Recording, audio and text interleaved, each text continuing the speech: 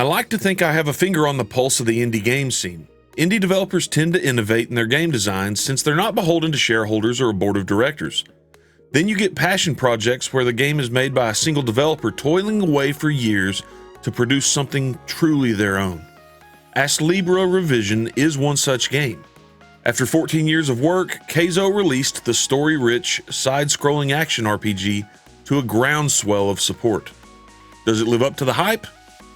I'm Joe, and this is the Coffee and Adventure review of ASTLIBRA Revision.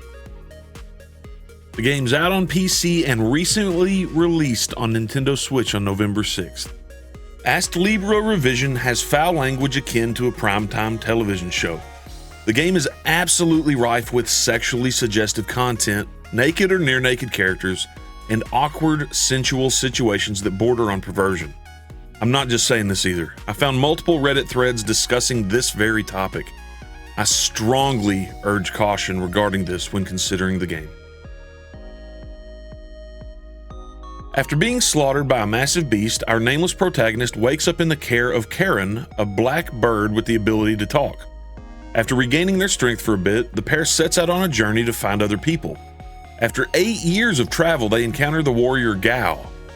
They soon come across a local village and, after slaughtering a magical beast there, grab what turns out to be a set of magic, time-altering scales.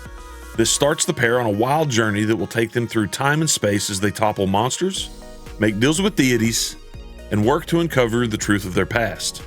Despite a glacial start and some missteps along the way, I found the story of ASTLIBRA Revision to be surprisingly interesting and well told. Each of the locations you find yourself in has its own unique tale. With a few exceptions, the game does a great job making the cast endearing and engaging to the player. Combat is fun, if a little repetitive, with action that ties combos, special attacks, and magic skills together for a cacophony of on-screen action. The game also features quite a few weapons and armor, each boasting various augmentations and a huge skill tree to build out as you play. I will say I think the game's puzzles could have used some work as their solutions are occasionally nebulous, but plenty of folks have already fought those fights, so the solutions can be found if you're in desperate need. It's also a little disappointing that boss fights often just feel like damage sponges that require a back and forth between attacking and healing from your presumably large stockpile of fruits and potions. ASTLIBRA's visual design is striking in a way that's almost bizarre meets surreal with a dash of anime tossed in. The environments are often made of handcrafted pixel art accentuated by photorealistic parallax backgrounds. Character art is reminiscent of manga or anime. Seeing it in action can feel a little bit jarring at first. It almost has a paper doll or a marionette feel. The big, colorful bosses often command the room, making some of the most explorative drudgery worth the effort. I see why ASTLIBRA Revision has earned such high regard in the indie game community.